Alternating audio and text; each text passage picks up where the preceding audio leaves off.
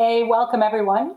Welcome everyone to our live stream today. I'm Erika Shaker, Director of the CCPA National Office. And like so many of you, we at the CCPA are working from home during these unprecedented times. But when it comes to fighting for progressive public policy, we have never been busier.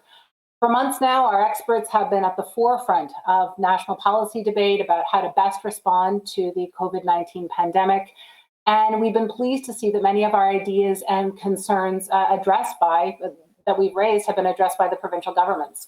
And my guest today is someone who you should all know. He's one of our experts. David Macdonald is a senior economist at the CCPA National Office. And I'm sure you've recognized him from his frequent appearances on TV and radio discussing economic policy issues. He's been very busy over the past couple of months digging into the numbers to help Canadians better understand the impact of COVID-19 and its impact on the workforce, and developing policy recommendations for how to best weather the storm so we can get back on our collective feet. But before we bring David on, I'd like to tell you how you can get involved in today's conversation, and we're really looking forward to hearing from you.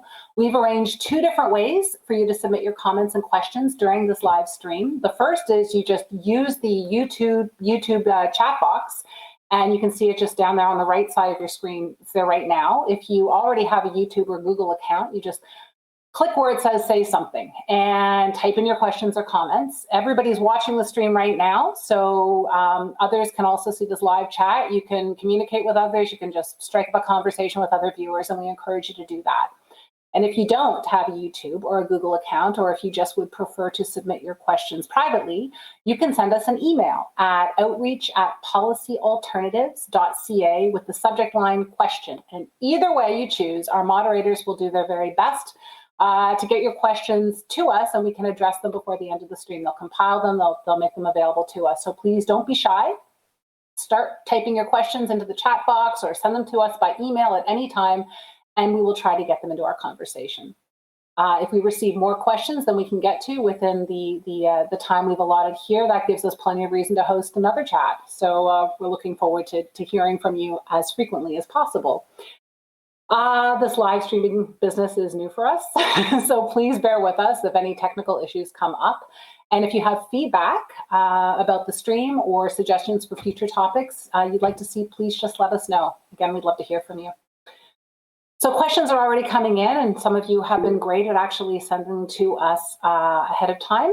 Let's kick things off with David. David, thanks so much for taking the time to be with us today. Thanks for having me, folks. It's exciting here to be on YouTube live. How exciting. That was far too generous an introduction, Erika. Something I certainly don't deserve. However, here I am, you can see, locked in my loft, and well, loft is maybe an overstatement, locked in my attic doing spreadsheet calculations, like I have been for the past month and a half. The latest piece that I put out today actually got some pickup in the Toronto Star. We've got some pickup on radio and TV, but I wanted to give everybody who is on this stream just a bit of a preview of what's already up and what's coming out today. What I wanted to do with this analysis was to look at all these workers that are going to be recalled in the coming weeks to go back to work, but that work in occupations that are high risk of infection due to COVID-19 because they can't physically distance at work. There's 1.7 million workers in Canada that are at home right now and therefore protected from COVID-19 because they've been laid off or they've lost hours. It's not usually something that's positive, but in a pandemic, it can be positive. And what I wanted to do was look at those workers as they start to be recalled. What do they look like? Who are they? How much do they make? You're going to see, first of all, this first slide that I've got, which looks at the workers, but broken down by their wages. And so I think one of the things that's immediately clear is that low-wage workers in particular are going to be recalled in droves. 650,000 of them work in high-risk industries, but make under $16 an hour, and they're going to soon be recalled. And so if their workplaces aren't safe, or they're not, or they live with someone who's older, for instance, or immunocompromised, I mean, these are hard decisions that particularly low-wage workers and that will have to make, but high-wage workers really won't. I mean, you can see that there's just very little impact on high-wage workers. A lot of them just weren't laid off in the first place, and so in addition to not really having high-risk jobs. So let's move on to the next slide here, which is a breakdown by province.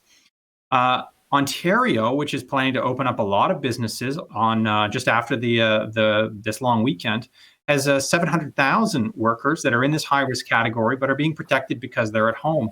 And they'll soon be recalled, and so they'll soon have to face this choice, whether they want to return and potentially risk sickness. Quebec is just under 400,000 workers in this situation, and both BC and Alberta have about 200,000 workers in this high-risk area that are presently being protected at home. What I mean by high risk here is we've looked at places that have stayed open, like meat packing plants or oil sands camps. In both of those cases, we've seen big outbreaks, but the scores in terms of physical distancing in those areas are actually really similar to scores for other workers who are at present protected because they're at home. People like childcare workers or barbers or hairdressers or people who do nails or dental hygienists. All of these folks are being protected at home, but have scores similar or even higher than what you'd find for meat packers and oil sands workers. And so there's a lot of people that are going to go back to work. Hopefully they get the protections they need. Hopefully employers step up, but it's not entirely clear. When you think of some of those professions, childcare workers, elementary school workers, people who do nails and do hair, those are predominantly women and not men. And so if we look at the workers that are returning, the ratio is heavily skewed towards women. So it's a 2-to-1 ratio of women versus men will be recalled to these high-risk industries. And I think that, part of this analysis is to say that employers really have to do their part. Otherwise, workers are going to be, their health is going to be put on the line, or they just won't return, and they'll face a real difficult choice between income and health. I think a lot of employers are stepping up, putting measures into place. But I think as we reopen, we're going to find a lot of employers that aren't going to step up. Unless they're forced to, unfortunately. What that means is provincially, we need to have rapid response teams of labor officials that are willing to go in quickly, shut down workplaces that aren't safe or where we're seeing outbreaks. But on the other side, the federal government could certainly change the rules for the emergency benefit such that you'd be allowed to quit because of a workplace that isn't unsafe, that isn't safe rather, and still receive the emergency benefit. At present, you can't. So if you quit your job because you think a workplace is unsafe and your employer, or you don't return to a job, your employer can issue you a record of employment that says that you quit. Once you quit, you can't get the emergency benefit, you can't get EI, and so you're essentially cut off of these key income supports. It doesn't have to be that way, but it is at present. So I'll stop there, and Erika, let's see if we've got some questions from some viewers. I'm going to kick things off, actually, just pull back a little bit. David, our colleague Catherine Scott has said that this is not an equal opportunity pandemic. And I'm wondering if you could tell us more about that. You've also done a lot of analysis about the most recent job numbers for workers in different sectors. Can you tell us what this means? Well, the job losses and our losses here have just been tremendous between February and April. I mean, it's just devastating across the job market, but it's not shared equally. So at present, about a third of all people who were employed in February have lost their jobs by the time the labor market survey was done in April, a third. And in fact, that's actually not the worst of it. We actually know it's going much higher. It'll go up to about 40%. Because I'm watching the emergency benefit numbers and they're pretty close and they're more updated. So we're probably going to see 40% of all workers having lost their jobs or the majority of their hours between February and May. But it's not 40% across all categories. I mean, if you look at some categories, particularly the bottom 20% of workers, under $16 an hour, half of them have lost their job or the majority of their income since this pandemic started. I mean, this is heavily skewed towards these lower income workers. You look at the highest income workers making over $48 an hour, there's been no impact. They haven't lost any jobs. In fact, there's been some hiring if you look at men and some small job loss when you look at women. So it's very unequal in terms of who's bearing the burden. Young workers under the age of 25 have been heavily hit by this. 40% of them have already lost their jobs. That'll probably go up to 50% when we finally get the May numbers. But it's worth remembering that we're not all in this equally, certainly not on the economic front. Particularly low-wage workers and younger workers have been hit very hard by this, and other workers haven't been hit nearly as badly. Thank you for that, David. We actually have a question that's come in over email, and it was a very popular one. I just want to remind people that they can absolutely email us their questions at outreach@policyalternatives.ca. And thanks so much to all of you who already did that. Here we go. How effective is the CERB, the Canadian Emergency Response Benefit, and how could it be improved? Yeah, so the emergency benefit, I mean, this is basically a replacement for employment insurance over the course of the pandemic, started March 15th. It's a good program, frankly. It could be improved, but the trade-off here is that you can do things fast, you can do things perfect, but you can't do both. The CERB definitely falls on the fast side, not the perfect side. That being said, it still is missing about 1.4 million Canadians who aren't going to receive it and won't receive employment insurance either. The biggest group of that 1.4 million that aren't receiving any type of support are people who are unemployed, but they're unemployed prior to March 15th. And so they can't get access to the emergency benefit, and they couldn't get access to EI for whatever reason. They're gig workers, they don't have enough hours, those sorts of things, self-employed. And so there's about 500,000 people that are in that category. There's another 400,000 people who are in the category that they became unemployed after March 15th. So they could apply for the emergency benefit, but you need to have made $5,000 in the previous year, and they didn't make that cut. And so as a result, they can't get the emergency benefit. And there's also a group of people who have quit, and as a result, can't get the emergency benefit. There's been a big uptick in the number of people who quit, which you'd think is pretty odd in the middle of a pandemic. But they're likely quitting because, as we talked about earlier, it's not safe where they work. So they don't want to go to work and make themselves sick, make their family sick. And it's likely that in their family, they got somebody at high risk, senior in their family, or somebody who's got underlying health conditions, or maybe they themselves have underlying health conditions. And so in terms of improving the emergency benefit, there are certainly ways we could do that.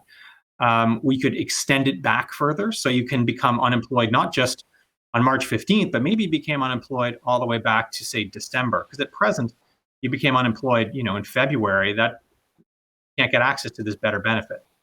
We could improve it by making it such that people who were on employment insurance prior to March 15th get bumped up to $500 a week, which is the CERB amount. Most of the people who are getting EI are getting less than $500 a week. So they got into the EI system prior to March 15th in the creation of the CERB, but they aren't getting the $500 a week.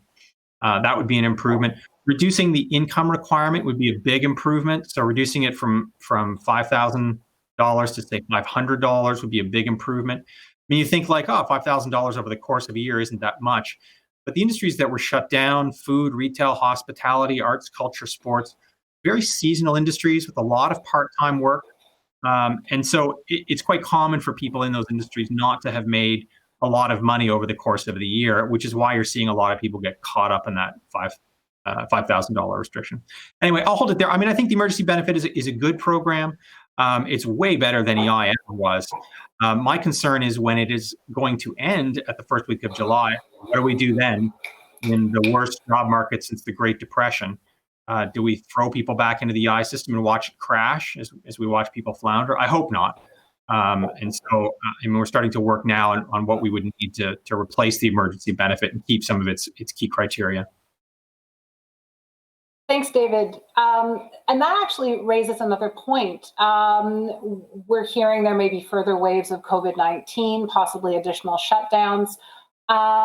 Given that the recovery may not be linear, what do you see as the future of the emergency response benefit? You talked about the context of EI, which previously, of course, did not provide adequate coverage, and how we've improved it. So how do you see this continuing to evolve? Yeah, I mean, there is this idea that COVID-19, there was a crisis. It started March 15th. It's going to end June 15th. It's like a snowstorm. It hit. We got to clear the snow. Once the snow's away, everyone can go back to work. The problem is that while we have reasonably effectively controlled COVID-19 outside of long-term care homes in Canada, it hasn't gone away. We don't have a solution. We don't have effective treatments. We certainly don't have a cure. And once we let people back, once people go back to their regular routines, it'll grow again. Unfortunately, I mean, this is the truth of it. And so, I think what we will come to the realization is this isn't an event, but it's a recurring event It might happen again midsummer and again in the fall and again in the winter until we've got some sort of effective treatment or some actual cure. And so it's good that we've put these mechanisms into place. I think once the mechanisms are in place, like the emergency benefit or the wage supplement or programs like the student support program, it's much easier to resuscitate them if we do see a resurgence, rather than trying to create them from scratch. That being said, I mean, I've been working really hard to improve these benefits so they cover more people, cover more unemployed, low-income folks, better support workers and their safety at work, so that as we face these resurgences, we've got the right tools in place and we're not missing a whole bunch of people that are falling through the cracks. And there are definitely people falling through the cracks now.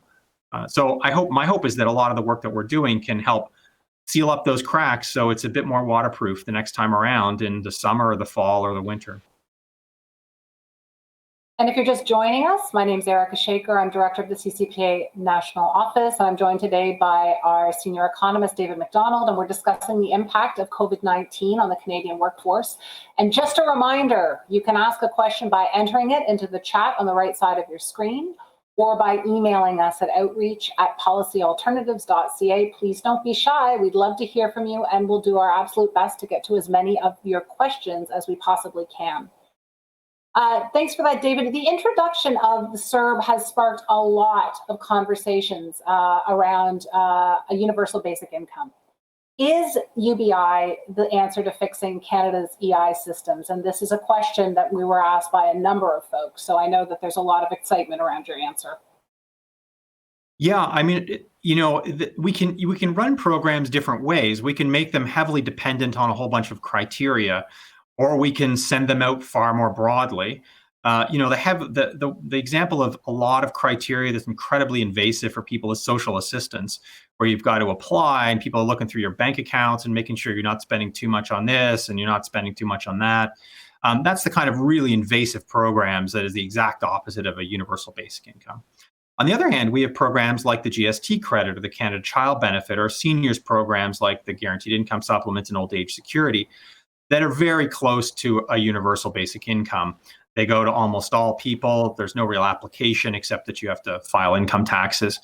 And so I think one of the interesting questions around this is there have been some one-time payments to these more universal programs like the GST credit, the Canada Child Benefit, and just announced this week the seniors programs of the Guaranteed Income Supplement and Old Age Security. The emergency benefit is certainly closer to the universal benefit side of the spectrum than EI ever was. It's much easier to access with much fewer requirements. We could try to push it further towards the basic income side by doing things like removing some of the restrictions I pointed out, like the income restriction, being unemployed because of COVID-19, so pushing back the date from March 15th, say, to someplace in 2019. And therefore, we could push it a little further towards the basic income side. I actually think, and we push for this in the alternative budget, I think it is time for a basic income. We have called it the dignity dividend, as catchy phraseology goes in the alternative federal budget. And it would be a credit like the GST credit in some sense, but bigger and targeted to lower income families. And it doesn't matter whether you're senior, whether you have children, and particularly if you're an adult but you're not a senior and don't have children. That's really one of the key places that has no real support in Canada in terms of basic incomes, is those working age adults.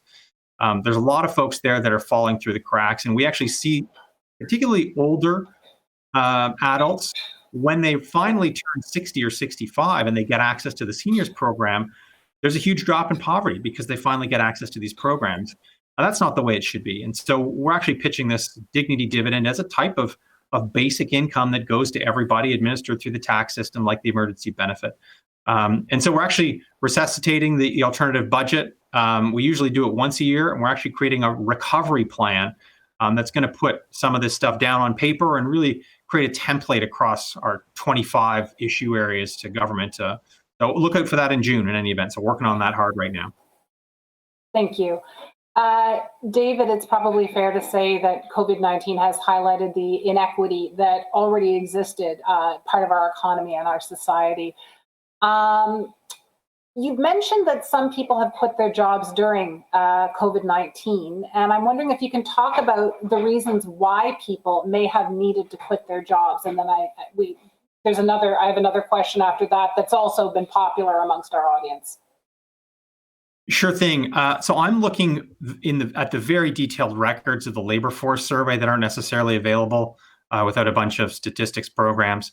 And so there's quite a tangible uptick in the number of people who are quitting since February, compared to say February and March of last year, 2019. The detailed reasons aren't necessarily all that clear, but certainly childcare and health are two of the big reasons, as well as retirements. So people are retiring in large numbers as well, likely to try to get away from workplaces. Obviously, if you're retiring, you're going to be older, you're at higher risk. People are also quitting because they are concerned about their workplaces. Now, these are people who were still working, so they weren't necessarily laid off. They still have a job, but they're probably concerned about themselves. They're concerned about, you think if you live at home with a parent, for instance, I mean, they're at high risk of the high death rates of COVID-19. Or you or someone in your family has an underlying health condition. You're immunocompromised, for instance. That really restricts your ability to go to certain workplaces where you can't distance. The other reason that people are quitting is because of childcare. So childcares are closed, schools are closed for good reason. What that means is that now parents have got to care for kids. Some people can do that at home. Higher income folks can often work from home and care for kids at home. A lot of other people, you can't socially distance if you work at a grocery store, you drive a truck, you can't stay at home for that. It's not something you do from home. And so what that's doing is it's forcing people to quit because of childcare. Now, thankfully, the emergency benefit, you can still get it if you quit and it's for childcare reasons. But if you quit and it's for healthcare reasons, that's not good enough, and you can't get the emergency benefit as a result. One of the things I think that we should work to change. Thanks, David. And I think you've already really touched on this, but how do we ensure that the inequity that COVID revealed, in part because of who had to take time off work, who wasn't given the opportunity to take time off work, and now who's going back, how do we make sure that the recovery from the pandemic doesn't maintain that inequity or make it even worse? Yeah, at this point, I'm just so focused on trying to keep people with at least a bit of money in their pockets so they can pay for rent and food. Honestly, I haven't thought that much about the longer term recovery. I mean, I'm looking at these stats. Around 50% of workers under $16 an hour have lost their jobs or their hours. I mean, that's just devastating to people who weren't really making that much to begin with. You're at or a couple bucks above minimum wage. I mean, even if you look further up in the income spectrum from $16 an hour to $25 an hour, a third of those folks have lost their jobs or their hours. I mean, this is devastating for these people. The emergency benefit is an important one. There's certainly going to be some students mixed in there. So the student benefit is an important piece of this. We'll see how the wage subsidy rolls out in terms of trying to keep people connected to workplaces. So when we reopen, at least there's some place to go back to in terms of their job. In terms of the longer term recovery, I mean, I think there's a real opportunity here, particularly on income supports, to revise the income support system. The old EI system was not a great system for lower income workers. I mean, you paid into it, but you could rarely get benefits because you didn't have enough hours. It was a decent system for middle class people, but the 55% replacement rate often wasn't as good as the emergency benefit is at $500 a week. And so I think one of the key things we could do is when we likely won't go back to an old EI system, and that's my fear, but I hope it's not going to happen. One of the things we can do is help to build a better, more modern EI system that's not based on, male breadwinner, 9-to-5 job, which is really what the EI system was built for. I mean, it's built for the labor market has existed in the 70s. It actually runs on computers built in the 70s. We need a more modern system, built for the 20s, built for the 2020s. My hope is that we'll get that, as well as some reform in some of the income transfer programs. I mean, we're seeing one-time payments for the GST creditor, the Canada Child Benefit, or the seniors programs. I think we should see if we can wrap that up into a more regular payment that looks more like a basic income. I mean, we've called it a dignity dividend. I'm actually on a call with the minister of ESDC this weekend to try to pitch this to him. So we'll see how that goes. But I'll wrap it for there, Erika. Let's get some more questions on this line. That's great, thanks. And actually, that's a good reminder, folks. You can ask a question by entering it into the chat on the right-hand side of your screen, or by emailing us at outreach@policyalternatives.ca, and we'll get to as many of your questions as we possibly can. Thanks so much for sending them in advance, and thanks so much for responding now. David, seniors, you'd mentioned this earlier, but seniors have been impacted by COVID-19. Both from a health perspective, of course, we've seen the devastation that's occurred in our long-term care facilities, but also when it comes to pensions and other forms of income. And I'm wondering if you can talk a little bit about how retirees will be impacted. Well, certainly if you're lower income, well, even if you're any retiree, really, I mean, there's going to be increased costs for you. It's going to be particularly important that you attempt to stay socially distant and physically distant from others. There's a real psychological cost to this, but there's a practical monetary cost too. You've got to get your groceries delivered. You got to get things delivered to your house instead of going out and picking them up. I mean, there are real additional costs. There was an announcement of a one-time payment of up to $500 for seniors just announced this week, $300 for people receiving old age security, or the full $500 if you're also receiving the guaranteed income supplement. That's for lower income seniors. I mean, one of the challenges with spreading it, that $300 to everybody who receives old age security, most seniors actually receive old age security, so it's very few people that don't receive that and receive the full clawback. Sending $300 to people who are making a decent pension, I'm not sure how useful that is to them. For lower income, and so the trade-off is pretty clear. I mean, you can send $500 to all seniors, but if you took that same amount of money, which is about $2.5 billion, and sent it only to seniors who made the guaranteed income supplement, instead of sending them $500, you'd send them $1,200, which is just a huge difference. And these are folks that are living in cities. They would make in the neighborhood of $20,000 to $25,000 for a single senior. I mean, that's not a lot of money if you got to pay for an apartment and food, and now your food's got to be delivered, and it's tough for you to get out and so on. So, I think it's positive that this has happened. And some of the provinces are doing this as well. BC has a $300 credit to lower income seniors. I think it could be more targeted to lower income seniors who are more likely to have to risk going out because they don't have some extra money to pay for grocery delivery and that sort of thing. But in terms of retirees, I mean, the real risk here is health. So particularly in long-term care homes, I mean, it's just been a total disaster, and revealing how underfunded and how understaffed these long-term care homes have been. Well, we've got to send the army in to take over long-term care homes in Quebec and Ontario. This is, and it's because there's just the staffing levels are so low. These staff are at such high risk. The residents are dying in atrocious numbers. I mean, I hope that there's a real national plan to reform long-term care in this country. We've known at the CCPA it's been an issue for a long time. We've been pushing the issue. And unfortunately, a lot of the predictions we made have come true. I mean, we didn't want them to, obviously, but hopefully this leads to a real reform in that sector. Thanks for that, David.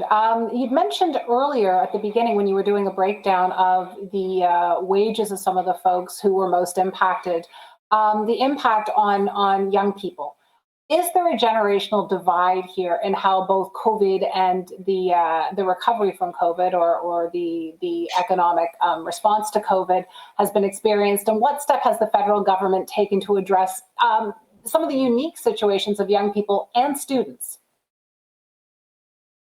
Yeah, I mean, I did mention this at the start. The impact on job losses and lost hours is being felt much more heavily for youth age 15 to 25. Among youth, 45% of them in the April survey had lost their jobs or the majority of their hours. That's going to get worse as the full numbers come in for May, probably by about another quarter or so. We'll probably get up to 50% there. The job losses haven't been as bad for prime working age, so 25 to 55.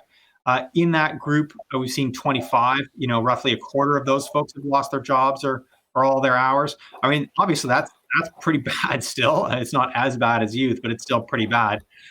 In terms of raw numbers, actually, the most losses have been in that prime working age category. And that's because there's a lot of people working in that category. And for seniors, it's similar to prime working age.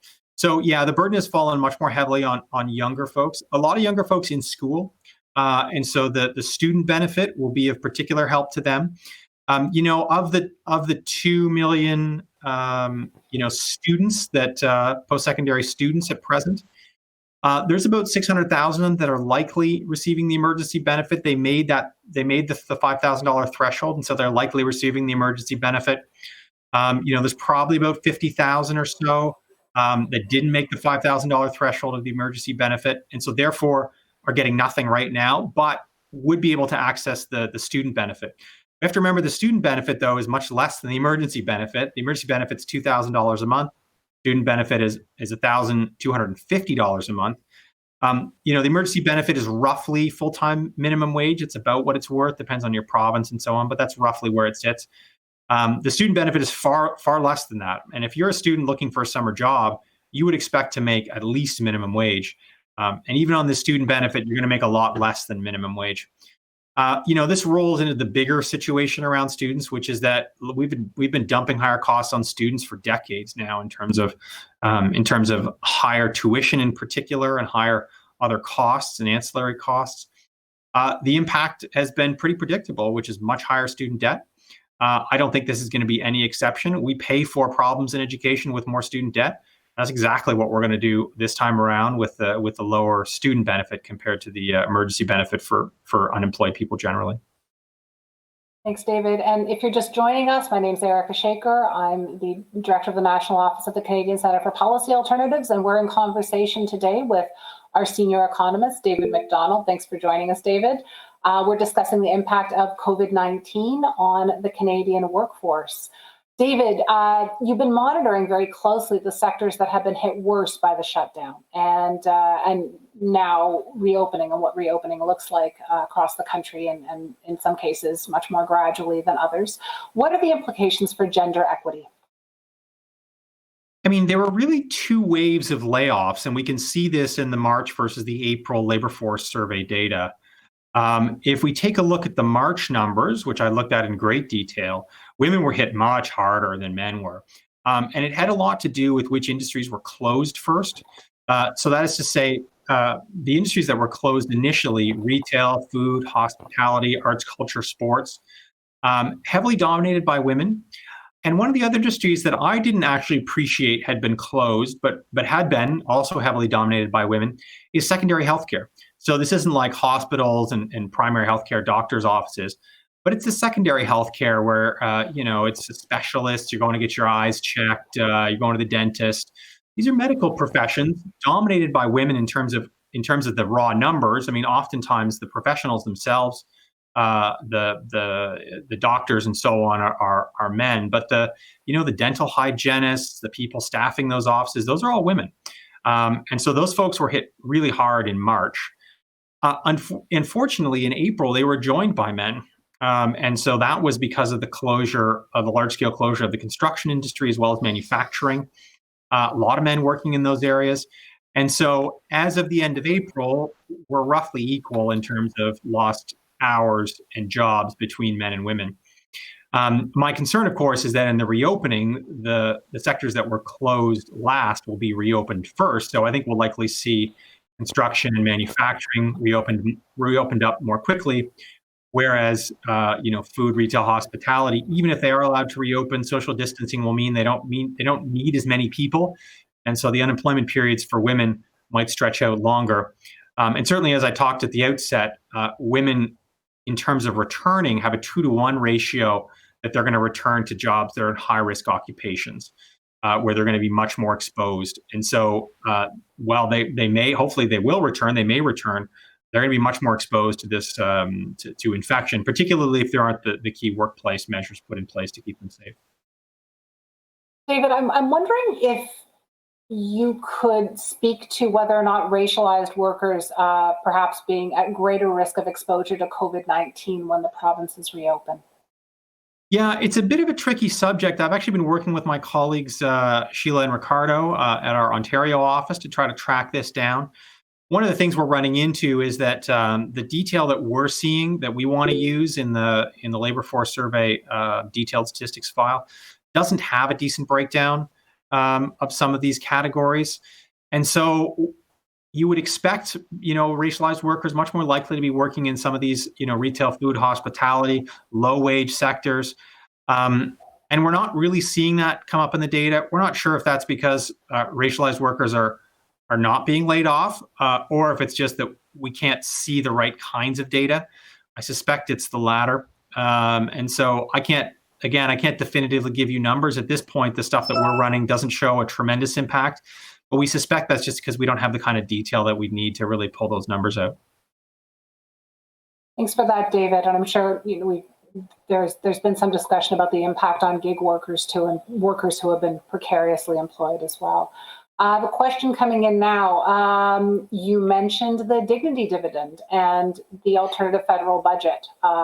Taking a look at that, how are you working with other organizations to advocate for a progressive COVID recovery?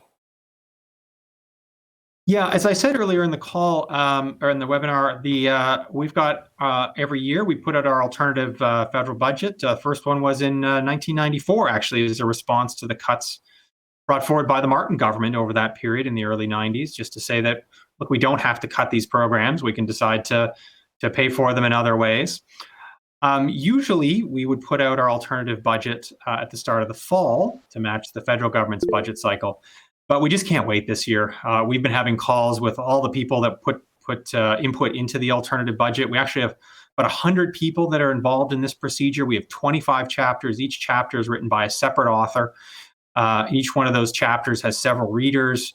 They come from all over the progressive spectrum, and those chapters cover everything from arts and culture to childcare to healthcare to seniors to the big macro issues around, the Bank of Canada, for instance, and how we should finance this. And so we are rushing to put together a practical plan for recovery. What do we do in the short term immediately?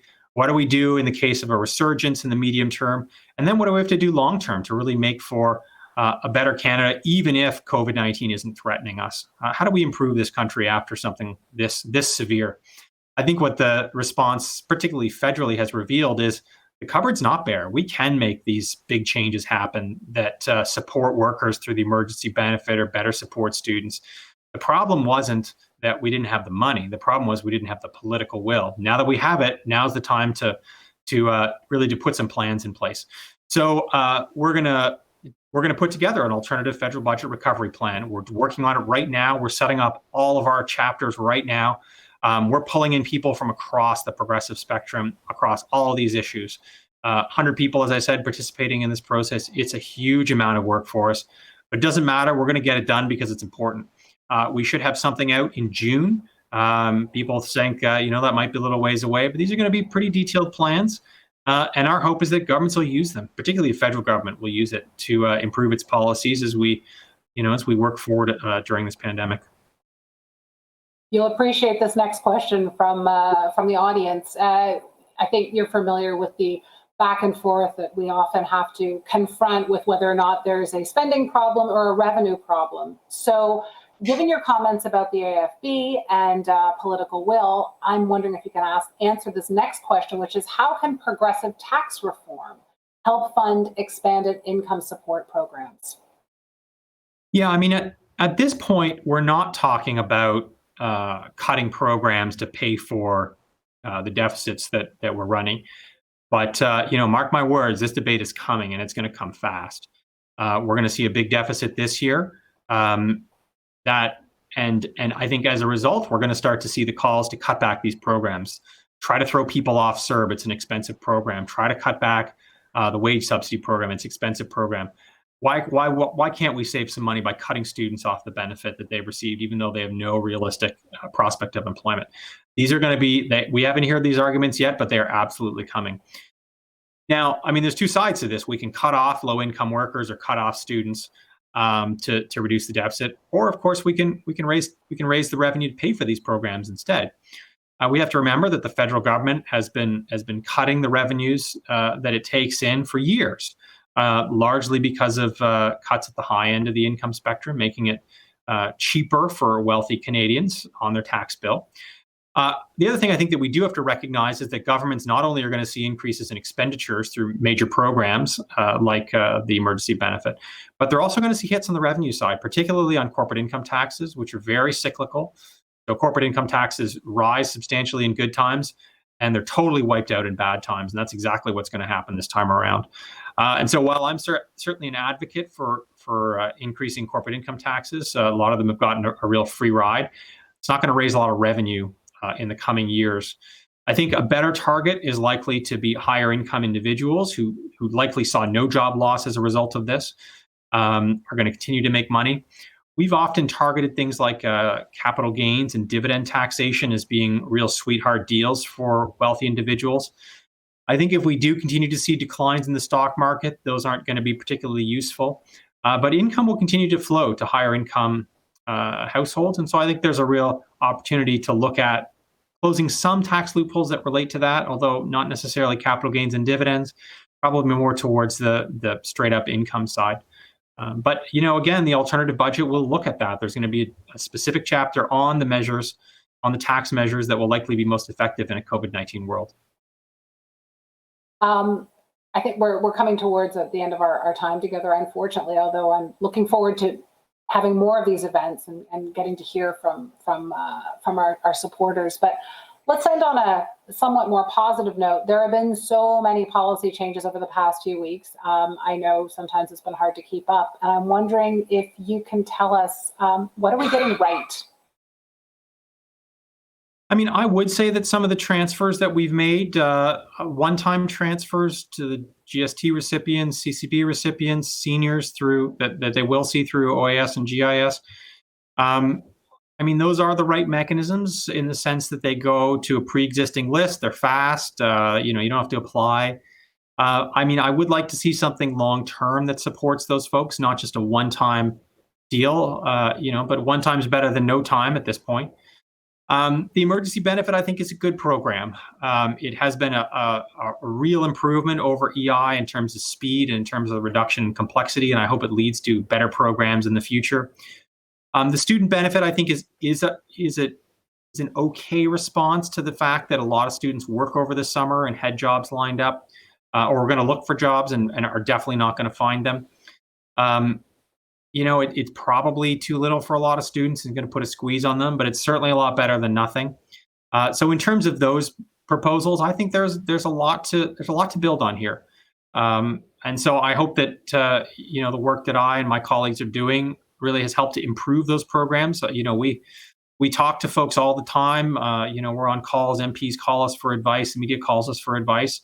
And I think that some of the work we've done, and I know, having talked to some of them, that some of the work we've done has had a real impact, practical impact on policy.